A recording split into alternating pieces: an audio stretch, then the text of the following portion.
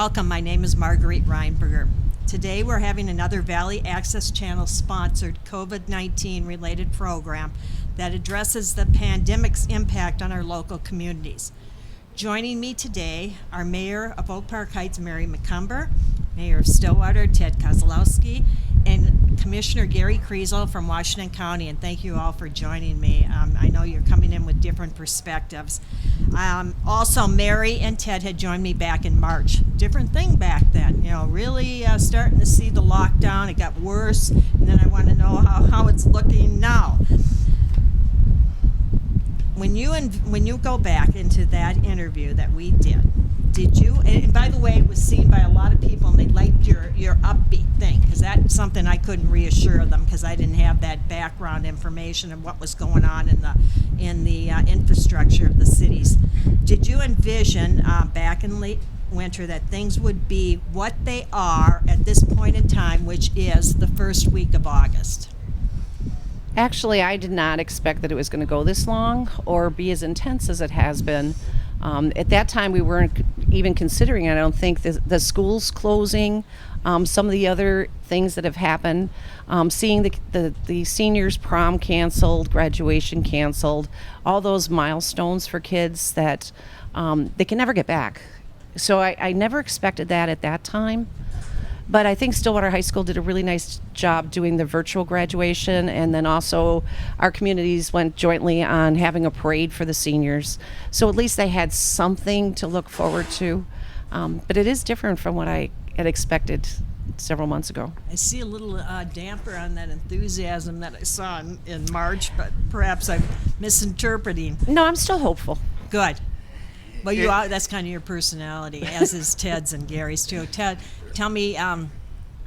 It is. It's I don't think anybody envisioned we're going to be at this place in August. I remember when we were chatting, there was still a little glimmer of hope that the kids would be able to finish out the school year in class, right? I mean, the idea of a graduation not happening, we weren't thinking about those things at that point. And I personally I had no vision of this lasting as long as it has, and I think that if anything's kind of dampered my optimism a little bit, it's the length of it. It's kind of like our river flooding. It's not always the height that the river reaches, it's the longevity. How long is the water up for? And it's that same kind of thing, that unknown of how we're going to get through the fall, what's winter going to look like, what are school sports going to look like. I think everybody in March, we were optimistic. We knew it was going to be challenging, but I don't think any of us could predict that we'd be sitting here in August and still dealing with this. Well, Louisa Westrup and I, as you recall, did an article on what were people hoping would happen, looking forward to happening. And one of yours was, of course, the delayed opening of the bridge. And right. Wow, now where are we at? Yeah, the party that we just can't have, that we really want to have. To me, it's that Christmas present that you can't open, right? That you're staring at under the tree.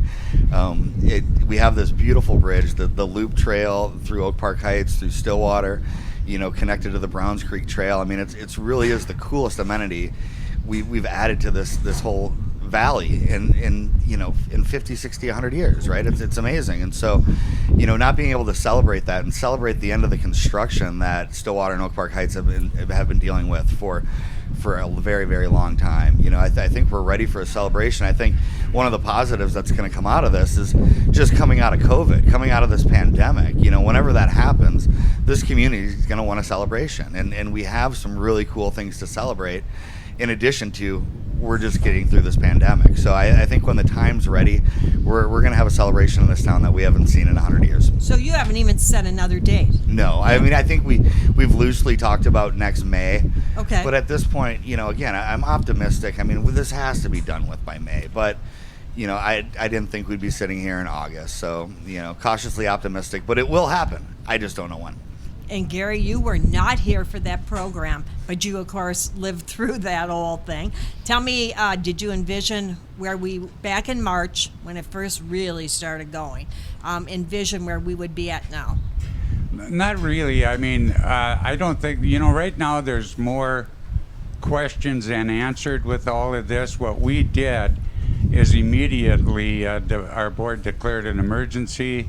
That emergency would allow Kevin Corbett, our county administrator, to expend funds to address any shortfalls, and we moved employees that are, I hate to use the word, they weren't essential. Well, all of our employees are essential, but their work didn't necessarily have to take place in a government building. Some of them are essentially to be there, which is like our call center, 911, the sheriff's department, those kind of things. But no, we've been following the Minnesota Department of Health guidelines, and the thing that we keep our ear to the ground on is this vaccine ever going to get produced? Right now, I have no idea. All I know is we're going to continue to work towards keeping our public safe as well as our employees. Ted, I'll begin the next question. I feel like you're in a forum, but what are the biggest concerns expressed to you by businesses or individuals here in Stillwater? There's a few things. I think, the business owners in our community have adjusted very well to the new tempo of what does retail look like? What does the food service industry look like? What do bars and cafes look like? How does that work now? And so I'm happy to report that I really haven't heard of any major struggles. I don't think we're losing any new businesses in downtown Stillwater. We're active. If you look around here, I mean, even when everything was shut down, when every restaurant was shut down, when all of the retail was shut down, downtown Stillwater was still really busy. I mean, people want to be here, and I think we're very fortunate to live in a place that people want to come visit, and so that's been helpful. I think the concerns now, the bulk of what I hear is about what's school going to look like. Right, and that's really not in my wheelhouse, and I'm excited that you've got the superintendents coming later this afternoon to chat with them. I think that's been hard for a lot of parents. I hear a lot about school sports is another issue, and how does that work for we've got kids that are juniors and seniors in high school. They're looking for scholarships now. How does that work? I mean, they're really looking forward to college, and what does that scenario look like? And I think everybody's kind of in the same boat with that. But that's really the bulk of the concern that I'm hearing right now. Well, what do your girls say? That my girls are 10 and 11, and my 11-year-old is supposed to be starting middle school this year at Stillwater, and it's so sad for me because she's so excited. Like, she really wanted that middle school experience, and to meet all those new kids from all the different schools that feed into Stillwater Middle, and seeing the schedule, kind of we're going to do the hybrid model. She really wants to do that. My 10-year-old, who's still in elementary school, is a little more cautious. She's got a little more fear and anxiety about going to school, and so we're working through that. Do we just do the distance learning option for her, or do we try to start with the hybrid model for elementary school with her as well? But they're young enough where their sports or and academic careers really haven't started to get serious at this point. So for me, we're kind of a little fortunate with our ages, but it is, my 11-year-old is definitely sad about just not having that regular middle school experience. I don't personally, looking back, I don't know who would want to go to middle school, yeah. but I would think this she's is a good chance to get out of the whole program of schooling. No, I'm just kidding. Right. I mean, really. I'm like, okay. So I couldn't see myself at home watching school. Are you kidding me? Yeah, no, I couldn't. But I've got faith. We've got great teachers out here. I mean, we've got really good. I mean, our schools are great. We've got great people. The community is going to support our kids. As evident with the graduation ceremony that we had. Through the valley, that was just a beautiful thing. So, with school, I've got faith. We'll figure it out. There's going to be some pain, but I know if any community can do it, we can. Mary, individuals or business concerns expressed to you? Well, individuals, similar to what Ted said, is what's going to happen with their kids with school. My daughter lives here, and so my one grandson will be starting his senior year at Stillwater High School this year, and he looks today is what happened to this senior class, and is that going to be for me? And those challenges of arguing with his mom, should I get my senior pictures if I'm not going to be, have that senior experience? And I hear from different residents, that they get cooped up. They're trying to work at home. They're trying to deal with their children at home, trying to homeschool them. So in the evenings, it's amazing how busy our trails are in Oak Park Heights. There's a lot of people out and on the bridge. And then as far as the businesses, this. I know they've been challenged, and in our city we've worked pretty well with them. Much like here in Stillwater, you see that we've allowed them to have outdoor seating if they would like to, and waive some different issues, and waive different permits. We reduced their liquor licensing for the times that they were shut, closed, and then also offering grants to the different businesses And that I'll be need going into the financial grants piece for for them, and also for some of our nonprofits, that we've been able to, through our Economic Development Authority, give them some grants that will help them get over this hurdle. Well, I think But I as know- authority figures, the three of you, it's probably like, when is this going to end? Like it, and like you can control it. I mean, And that's the just and the way- problem is how long. I mean, we were able to give them grants now, but in the future, And I have we that. may not be able to do that.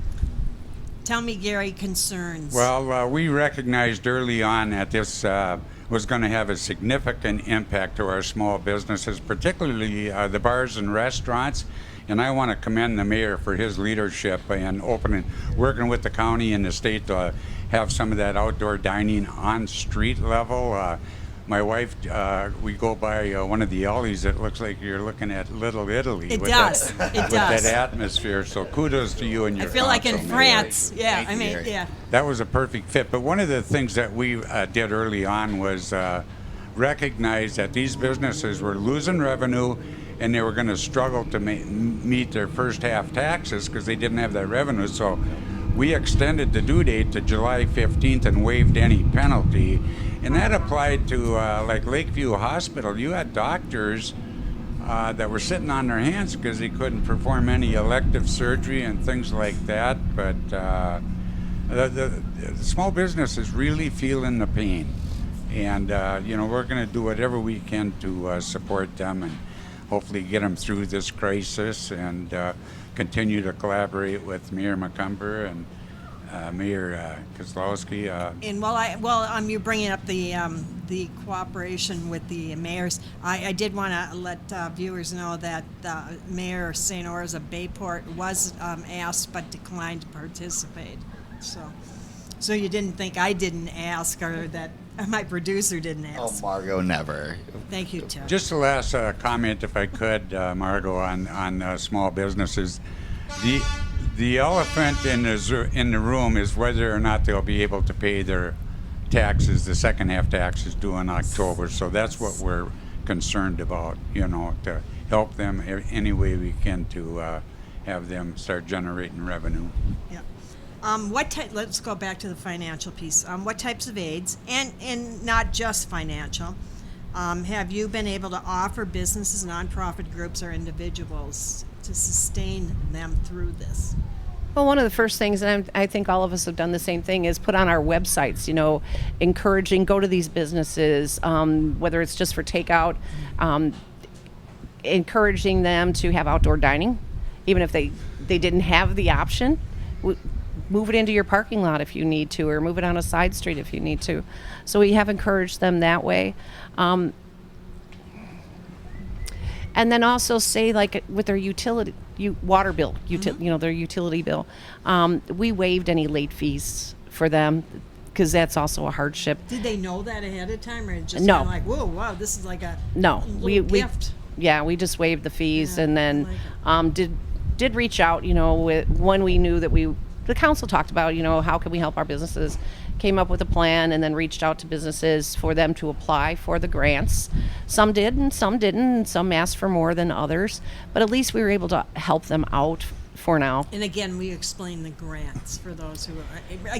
What the grant is they could apply for up to $2,500 from the city to help them out with anything COVID related, whether it had to be because they can't have as many people indoors, so it can't go for revenue, but it could go for their cleaning supplies, retraining their employees, any of those type of things that would be a cost. Mm-hmm. Some of them were restaurants, some were hair salons, small gym. It was open to anybody that had a small business, that we could help them at all.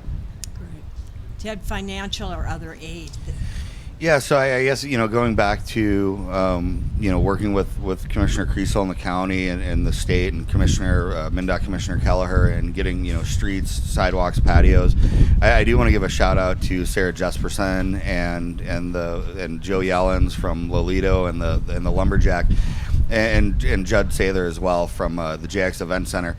Those people, Sarah kind of led the effort in cleaning up Union Alley, and that is, if there's a benefit to this, I mean, that alley hasn't looked that good since the early 1900s. I mean, it is. It's like Italy over there, and so, providing the environment and letting people get creative with their outdoor patios and these temporary patios, and using our park space.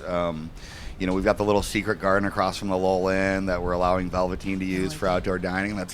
That's probably one of the coolest outdoor dining experiences in Stillwater, right? And then the patios and the creativity that people got with their patio spaces and doing that has been phenomenal, and it's really something I don't envision going away. I mean, that's definitely a positive. We opened out and allowed for some consumption in Lowell Park. So if you need to get a bottle of wine with dinner or a 6-pack of beer, you can come down to Lowell Park and consume that without worry of hassle, and that's worked out really well. I think there was a lot of legitimate fear. We've never done that before, and we didn't want to turn into New Orleans or Las Vegas, and it really hasn't materialized at all, and it's been great, for families with kids that want to come get takeout.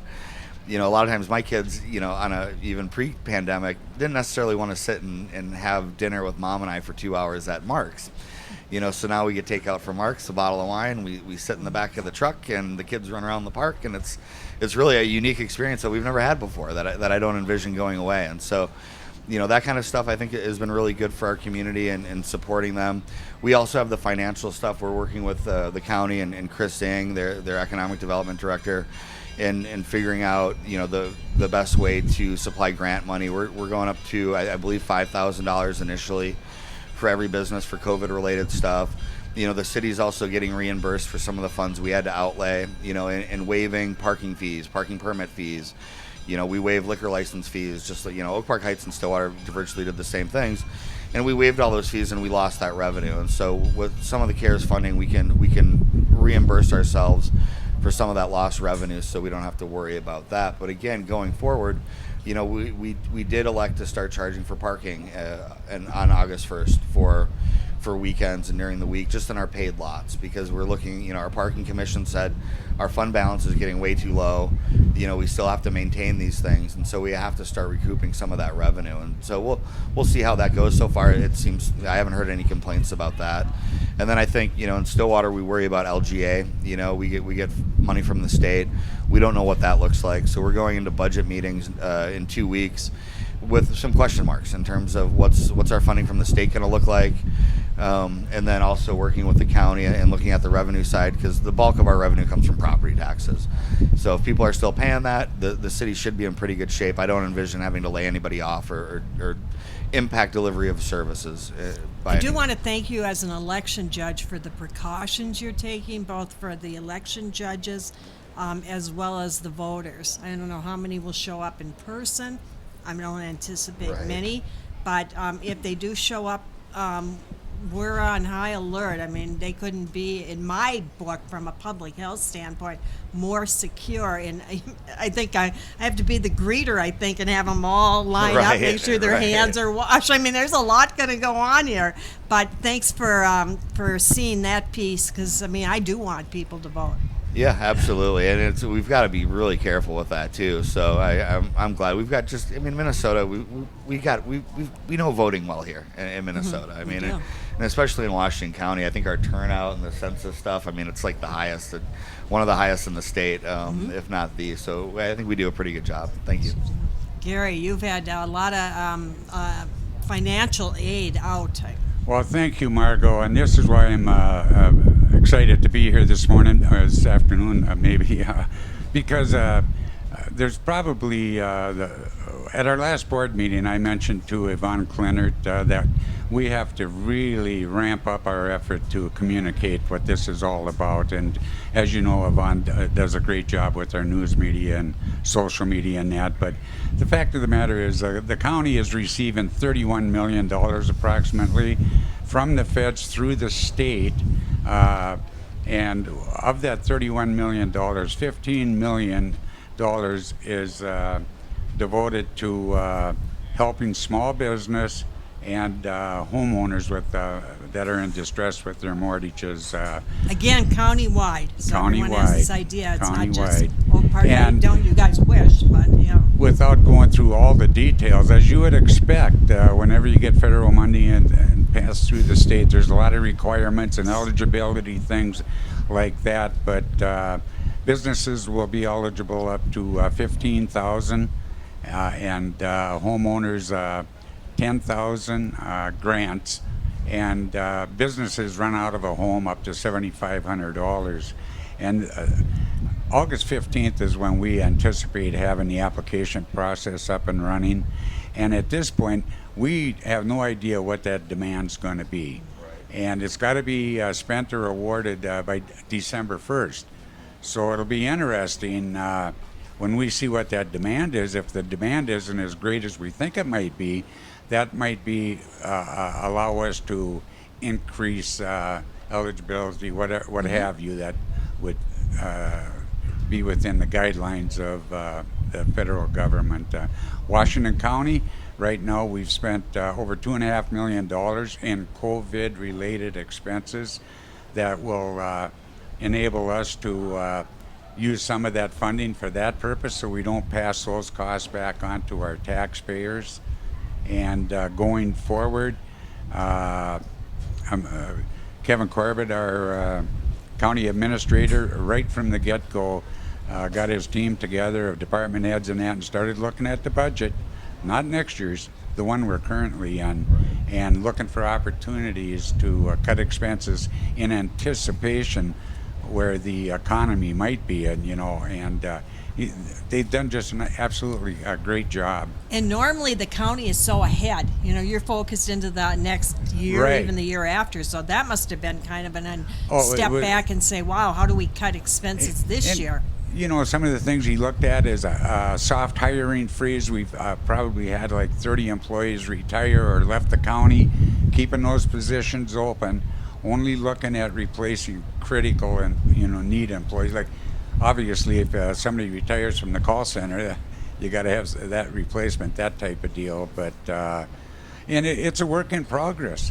At this point, we really don't know what that demand is going to be, and we will adjust as it goes forward. One other thing that just came out recently is Governor Walz has come up with a $100 million mortgage assistance program. So that we're taking a look at that, how we're going to collaborate with 4 or 5 other counties, because it's a better process with the counties joining in on the effort. Let me just finish with this. Chris Ang, our Director of Economic Community Development, is going to administer these programs. So, and going forward, people can feel free to contact me. I'll steer them to the right department, or they can call our general information number, and they'll get steered to the right area there. I would be remiss not to ask, how would a homeowner qualify? It's based on financial need, where they're at with their mortgage. It doesn't. So it's mortgage oriented, or Yeah, not rent, right, or, and okay. back taxes don't qualify if you're That's in what I was arrear in your wondering, right. taxes and things like that. But if they're in financial distress and potentially could lose their house or whatever, and it's first come first serve these things, and it's going to be targeted to those most in need that fit the eligibility.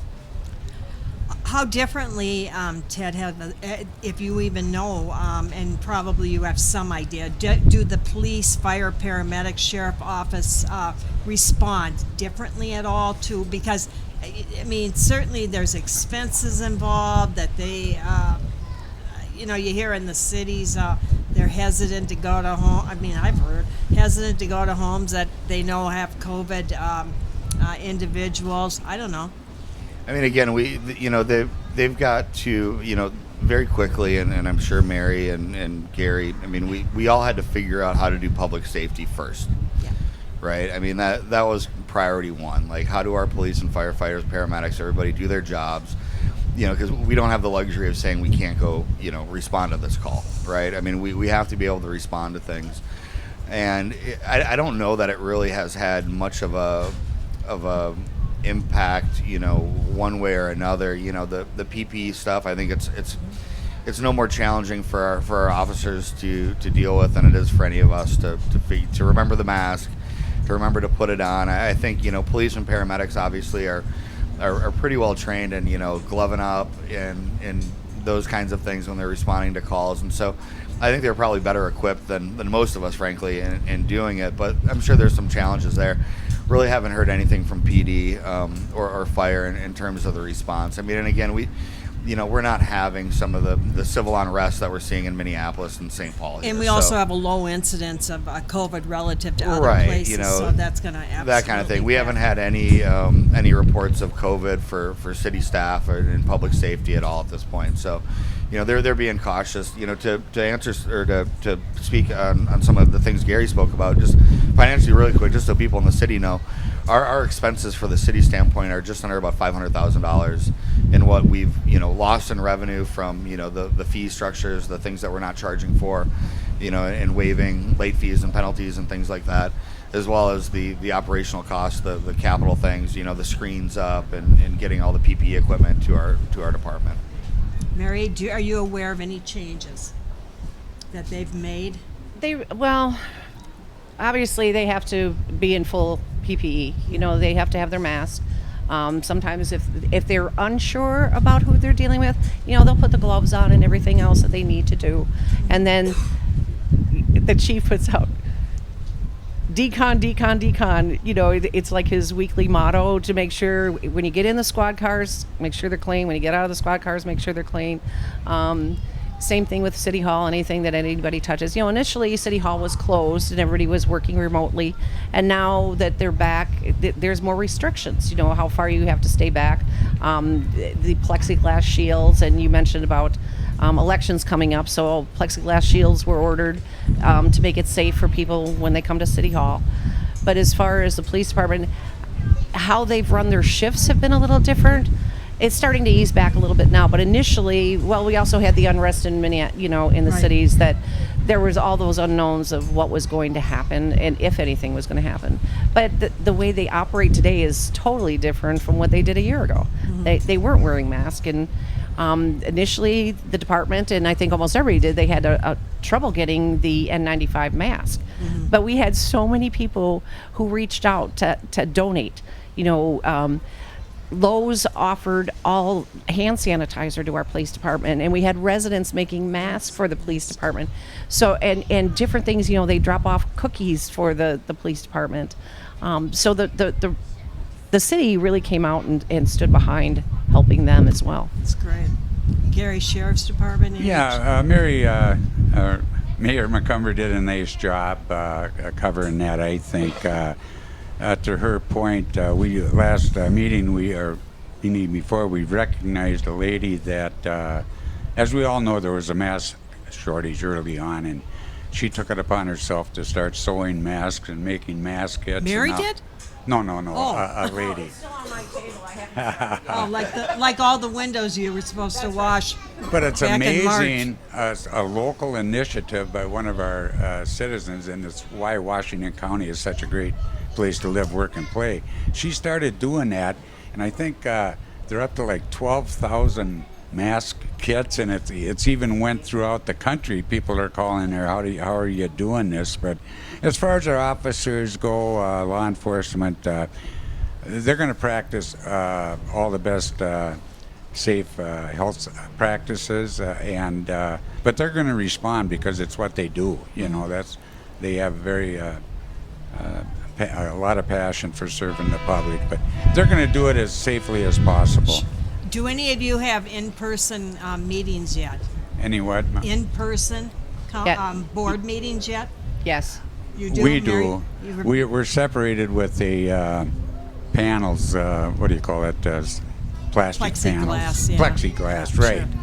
But for the most part, you know, all of our committee meetings and things like that, virtual, and that way citizens that want to participate, and that's the downside of all this. To have people, you lose a lot of transparency when people have to call in and things like that. Where it was much more enjoyable, where they could come before the board and speak their concerns, and but it is what it is. Yeah.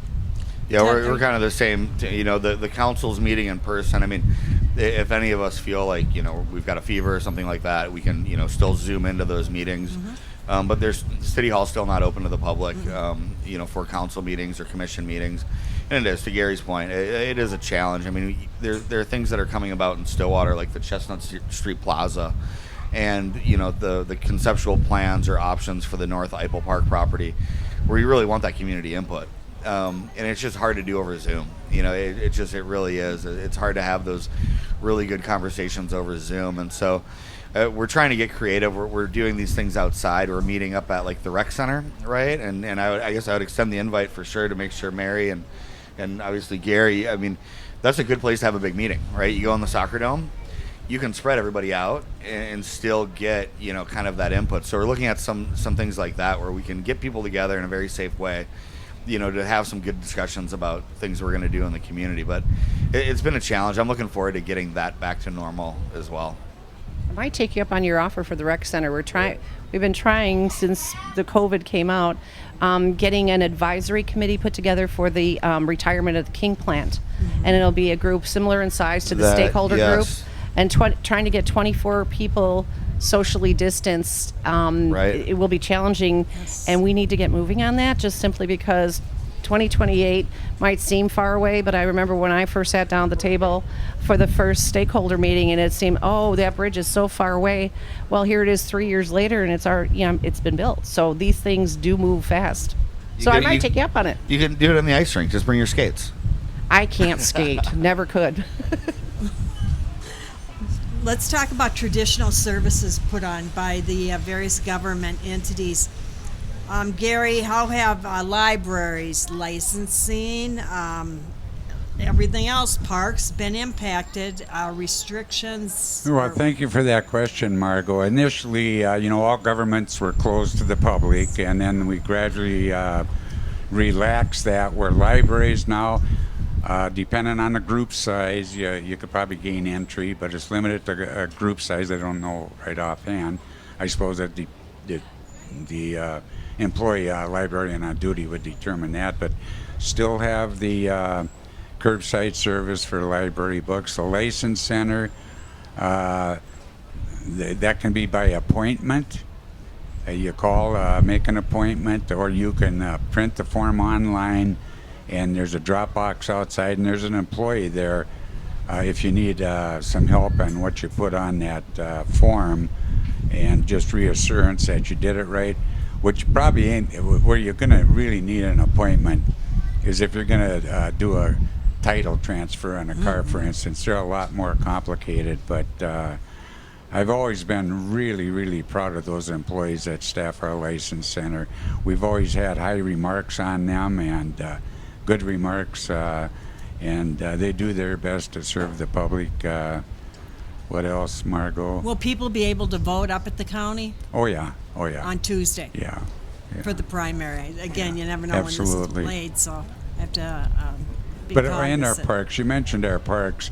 Back a couple months ago, we recognized we got to allow something so these people can get out of their house. Their kids, gosh, I mean, yes. This is not healthy for kids. They don't get any social experience.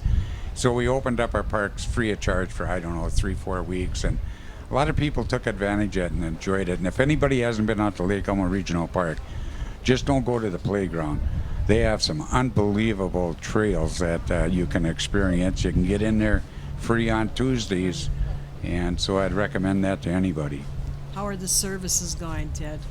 Restrictions? We're What good. restrictions? I don't know that there's any impacts. I mean, the library is probably the only one that's significantly different in how they deliver services. And will you explain that? Because Gary alluded to, do you have curbside pickup? Yep, so you have curbside Love it. pickup. Tell me about and this. So you go online. I mean, it really hasn't changed. I think there's a tremendous amount of people that are taking advantage of it now. But it's always been the my wife's favorite thing about the library is you go online, you reserve your book, and it's there waiting for you. And so they're doing that in pretty epic numbers these days. And so they're still able to deliver, get books to people. I think they are doing some delivery of books as well for people that can't leave the house and things like that. So, that's going well. But as far as permitting and things go, I haven't seen any lag in that. I think some of that we've seen some decreases in some construction stuff, but then, and I'm sure Oak Park Heights is relatively the same. A lot of people had extra time. They wanted to do their deck, right? And they get their deck permitted and do some of those smaller projects. So we're seeing an increase in those. But I think we've been able to turn those around really quick. I haven't seen any issues with disruption of service at this point. Mary. It's similar. I just talked to our building inspector yesterday, and she said that this is probably one of the busier summers for the same thing. People are doing decks, they're remodeling a kitchen or whatever. They're getting all those busy projects. Unfortunately, cleaning a closet doesn't go into that category. But as far as our parks, we pretty much did not allow permits initially. They were always rented out for, or not rented, but reserved for graduations, family reunions, and with the social distancing, it was safer not to allow those things for right now. And as far as our parks we kept them open. There was concerns about, how do we keep them clean enough for the kids? It's impossible to do that, but we did put signage up that, to ask them to social distance, and if you can't, to please wear a mask. The hand sanitizers are around for that type of thing, but for the most, and then we were able to continue our summer programming on Tuesdays for the kids. We were concerned about that, but they've been able to distance, and they're able to get out and distance or visit with other children, go to the playground. They need that this summer. Yeah, they do. Everyone needs that. Yeah. One of the things, Margot, and I would sure the mayor would agree with me, is people are really disappointed that they couldn't have lumberjack days or the fireworks, The county fair. Right. fair. Those things really been disappointing. But That part, that's heartbreaking, right? I mean, my favorite time in Stillwater is 4th of July, Lumberjack Days, Right. the county fair, Harvest Fest, Every the art day festival. is a great time for you. It's just, I love, there's something about seeing, especially, visitors, you can't help but walk by somebody going, this city is so beautiful, this is so cool, this is so fun. I mean, just in those fun events and just all the volunteers and the camaraderie that we have in volunteering and putting those events together and coming together as a community, it's heart-wrenching not to have that this year. But, again, it kind of is what it is. I mean, you kind of look back and when we had to make the call on the 4th of July, it was like, do we really need to do this? I mean, that was tough. In hindsight, obviously we had to, right? It was on a Saturday. We could have had 50, 60,000 people down here. That in no way makes any kind of rational sense. But, I never thought, I didn't think we were going to be going this long through it. And it's heartbreaking, but it's also great to see everybody out here right now. So. I know it is. Likewise, we had to cancel our party in the park, which is the big event that everybody looks fun. forward to. Mm-hmm. And the other one that we had to postpone is City Cleanup Day. We had initially planned it for one time and had to move it for a month and a half later, which was good because the loads were huge. People cleaning their garages and things that they're able to do. I forgot about that one. The other thing I saw in our program this morning, and they were questioning, are kids going to be able to trick or treat this fall? Sure, they're And I heading thought, that you know, way. it's just I didn't even Santa think of that. Claus One even more going to be thing. able to I didn't show. even think of that. Really, kids are worried. It's like one more thing. Sad. What mind-boggling to me is when the city council up in Sturgis, or down in Sturgis, South Dakota, decided to hold that rally. And of course, I believe it's the 80th anniversary, and they expect, it could be 100,000 or more. I heard 300. 300, I yeah, bet no, it- I because bet of it's that, gonna be right? bigger than Exactly, that. exactly. And I went up there to visit actually a few months ago, and they just totally, the residents are concerned. Yes, they make money. Some of them will make money during that time period that will help them the whole year. but there's still that influx of people. They don't know, they don't have the, the hospital facilities. I mean, they're going to have to use other cities. They just simply don't have. Imagine them all coming here. I mean, Commissioner Kriesel is just discussing that we should probably get Leonard Skinner back in downtown Oh, Stillwater. I know, he's been That pushing. would terrify me. He's been pushing I can't for imagine. that. I can't imagine. Thank I mean, you, Mayor. you're right. Right. You know. I mean, I can't imagine. I think our residents is sad as we all are to give up these awesome events. If we had those kind of numbers coming into Stillwater, I think our community would be pretty well up in arms. I mean, it's always hard. I mean, you want your businesses to succeed. We've got this unique business community down here, and we've got hard winters up here, and it's you've got to do everything you can to help them. But something like that, I think, would just be, a little untenable. I mean, Over the I just, top. I can't imagine. It'll be interesting to hear the fallout, if any. I mean, Right. Let's give it the. Maybe they can figure it out and they can be safe and do it, and I hope and pray that they are. But Right. I'm certainly glad we're not doing that in Stillwater right now. Right. I couldn't see our governor doing it. It was nice to go to an open state, but you still had a huge number of residents who were not partaking of the businesses. So it may not have been that great. I'm not sure how that came out financially. Let's address the potential future fallout caused by this pandemic. So let's say this continues on. From your elected position, what are you seeing now that are concerns? You've already felt it. You guys are looking at budgets at the county, I'm sure at the city level too. If the virus maintains its virulence, I should say,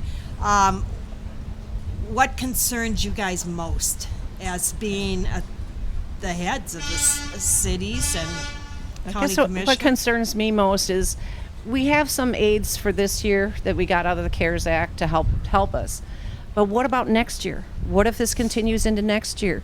What if we start losing businesses because they just can't make it? Maybe these grants are not enough to get them through another year. And the other thing that concerns me is that, as Commissioner Kriesel said, they've been able to assist with property taxes for this year. But what about next year? What if it's called tax abatement, that we get them at the city and they go to the county? People say, hey, I wasn't able to keep my business open all this year, can you reduce my taxes? And that gets taken care of at the state level. But that's unlike Stillwater, we do not get local government aid. We get zero.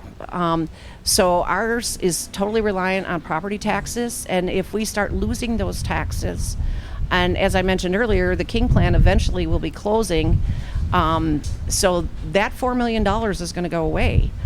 And it's not just for Oak Park Heights. It just doesn't come to us. It's a ripple effect. We're called fiscal disparities. We're one of the largest payors of the state, so it goes to the school districts, it goes to the county, it goes to other programs. So what happens with that is going to affect a whole lot, and that's what concerns me going forward. Is maybe it's not just the King Plant, maybe it's another big business in our cities or cities that's going to have a ripple effect down the road, and that's the unknown. That I was asked, what keeps you awake at night? And that's Yes. probably one of the things that does keep me awake at night. Yes. Tell us why you don't get aid as Stillwater does. Because we have such a large commercial industrial Okay. base, and it's based on how much commercial you have. So say a city who has no commercial, that's where some of that aid, the fiscal disparities that we pay in, helps them out. It kind of balances things across the state. Ted, what keeps you up at night? Probably nothing. You're mellow. But anyhow, but I'm sure I know you think. I know aside you're from my children, it's a lot of financial stuff, and I mean, and for me, it's very personal. It's my friends, and the people that have businesses downtown, and knowing them and their families, and any vision of the future that where they're struggling and have to close their business down. I mean, that's the kind of stuff that wrecks your heart. You've got businesses that have been around for a long time, and people that are pillars of the community that that are struggling. I mean, if there's some economic apocalypse, at the end of this, how do we get through that? And I think we're all in the same boat. I think on the flip side, though, we've got great people. I mean, Mary and I and Commissioner Kriesel and I mean, we've been together more on Zoom meetings and conference calls than we ever have been. And in the 8 years I've been on council, and Gary's been helping our community for his entire career, we've got really good people. I mean, we're all on the same page. We're all working together for this stuff. I mean, we've got Chris Singh at the county, working with the CARES dollars and helping the city out and figuring out how to get through this cycle.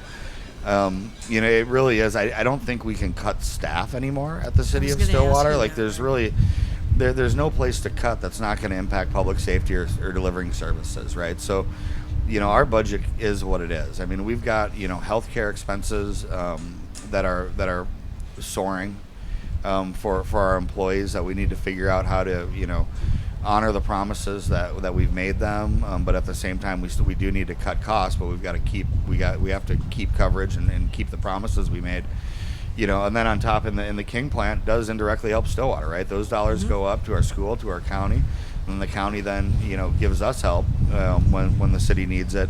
That is a big unknown. To have that on top of what could be a significant economic issue next year.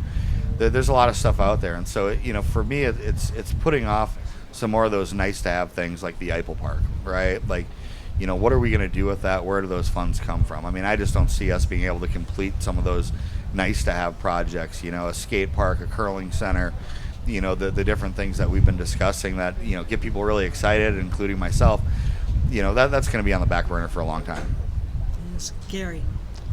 Yes, what keeps me up at night would have to be family related, making, want my grandkids, my kids, my wife, and my extended family to remain safe. Other concerns I have as a county commissioner going forward is people's that are right now are unemployed. They're not going to have the ability maybe to make their next tax payment or what have you. The thing that we're working on at the county, our board, is that where we're at right now with our budget, there's going to be a tax decrease. How much we're still working that out. Obviously. That's good news. When you're an elected official, let's push it lower, but there will be, just based on recommendations that are coming out, there will be a tax decrease. Good. And that, and that's only right because people right now are at the upper limits of their tax tolerance. Let's put it that way. Right. If I could add to that, with all of us doing our budgets, I mean, ours might be a little bit higher too this year, but council's worked really, really hard to keep as low as we can. There's certain things, like Ted said, that, we have costs that we have no control over, as far as healthcare, para costs, things like that. We do have, our police chief is going to be retiring this year, and can't say, Chief, no, you can't retire. Have you tried? Yeah, I told him I wouldn't accept his resignation. I figured told you him would. no, he's a great chief. But right now we're going to be interviewing this next week for another chief. But it'd be nice to add, like Ted said, some of the niceties, but that costs money and that costs taxes. And right now, some people just can't handle anymore. So we're trying to keep it as bare bones as we possibly can. Ted alluded to one good thing that's come out of this, and that was that more together time and collaboration. Anything else that stands out that you could say, wow, something good came out of this whole thing? I finally learned how to do a whole lot more technology than I did before. I've become a master at Zoom meetings. Yeah, I mean, for me, it's the alleys, the outdoor seating, the having a bottle of wine in the park. It's seeing the more people use our parks and hang out downtown and use the trails. I mean, the other night there was somebody, just playing their guitar right at the end of the lift bridge, at 10:30 at night, and there weren't a whole lot of people around, but it was beautiful. It sounded great. Spending more time with family has been nice. I mean, we got really lucky this year with the St. Croix River not flooding our parks downtown. So it's been nice to see everybody kind of out and about and getting creative. So, there's been some good that's come out of it. I think, again, as electeds, we're all a lot closer now than we were, and I think we were pretty well connected to begin with, and it's good to see, different, party sides, everybody else kind of come together, especially when everything you see on the news is so divided. Like, I don't feel that in Stillwater. I mean, I know if you go onto the social web or something, you're going to see it, with your friends and family and stuff. But when you actually get out and start talking to people, I mean, I don't know that this community or the valley has ever been more connected and tighter. And I really don't see that divide here.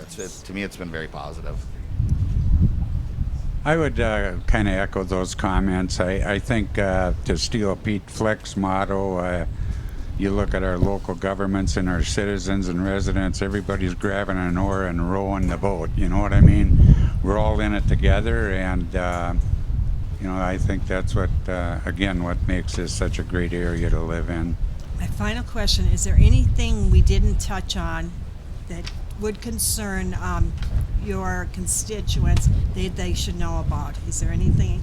I would just keep encouraging people when you're out and about, if you're in the grocery store or anywhere, please wear your masks.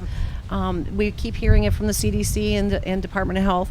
This can get slowed down if people keep their distance, wear their mask, wash their hands.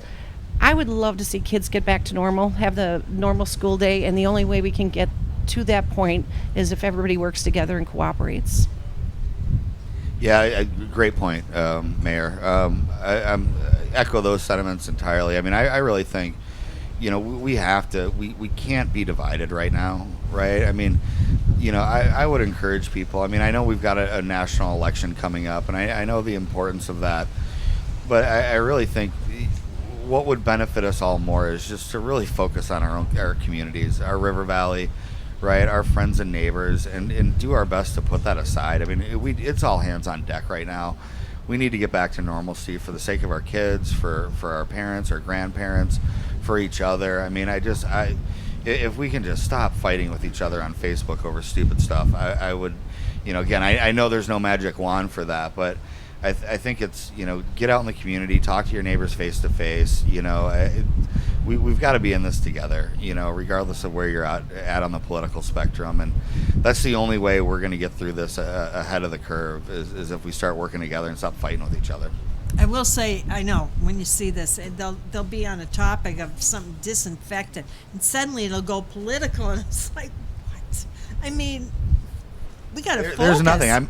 We have to come up with a name for the North Iple Park, and we tried to do a survey, but because of how social stuff works, they don't promote third-party links on social sites as much as they used to. Sure. And so, I've been hesitant over the last few days to even post on social, let's come up with some good ideas for a park name, right? Because we had 60 entries in a town of 20,000. It's I think we can do better than this, right? So the winning vote right now, and our Parks Commission did a great job in going through all these and figuring out the history of the Iple property, but we came up with Old Mill Park, and I'm okay, come on, we can do a little bit better than that maybe. So, so I want to put it out there, but it's just I know it's going to go political and you didn't nasty like my over something. COVID-free idea, COVID-free park idea? Right, you're right. It's going to go there or political or something, and I just, so it's just I'm hesitant to even ask for that community input that we really need on something that should be enjoyable, like a public park. It will go negative. And it's just going to go to some crazy place, and I'm come on, can we just get back to a place where we can take care of each other, take care of our communities, and work together on this stuff? Gary. Yeah, my final comment and encouragement would be to shop local.